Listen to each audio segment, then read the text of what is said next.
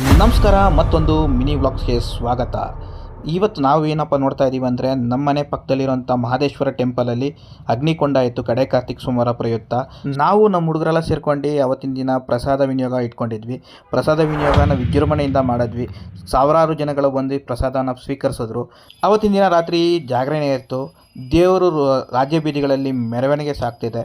ಅದ್ರ ಜೊತೆಗೆ ರುದ್ರಗುಡಿಗೆ ಹೋಗಿ ವೀರಗಾಸೆ ಆಡೋರನ್ನ ಕರ್ಕೊಂಡು ಬಾಲ್ಲಾರಿ ಅಂತ ಕರಿತೀವಿ. ರಾಜ್ಯ ಬೀದಿಗಳಲ್ಲಿ ಮೆರವಣಿಗೆ ಮುಗಿಸ್ಕೊಂಡು ಬೆಳಗಿನ ಜಾವ 5 ಗಂಟೆಗೆ ದೇವಸ್ಥಾನಕ್ಕೆ ಬರುತ್ತೆ ದೇವರ ವಿಗ್ರಹ. ಬೆಳಗಿನ ಪೂಜೆ ಮುಗಿಸ್ಕೊಂಡು ಕೊಂಡ ಹಾಯಕ್ಕೆ ಎಲ್ಲ ರೆಡಿಯಾಗಿರ್ತಾರೆ. ಪೂಜೆ ಆಗುತ್ತೆ. ಪೂಜೆ ಆದ ನಂತರ ಕೊಂಡ ಹಾಯಿಸೋದು ಅಂತ ಕರಿತೀವಿ. ಮಹಿಳೆಯರಿಗೆ ಕೊಂಡ ಹಾಯಿಸ್ತಾರೆ. ಮೊದಲು ವೀರಗಾಸೆ ಆಡೋರು ಕೊಂಡ ಇಳಿತಾರೆ. ಅದಾದಮೇಲೆ ದೇವಸ್ಥಾನದ ಪೂಜಾರಿಗಳು ಸಾಲಾಗಿ ನಿಂತು ಕೊಂಡನ ಹಾಯ್ತಾರೆ. ಅದಾದಮೇಲೆ ಜನಗಳು ಕೊಂಡ ಹಾಯಕ್ಕೆ ರೆಡಿ ಆಗ್ತಾರೆ.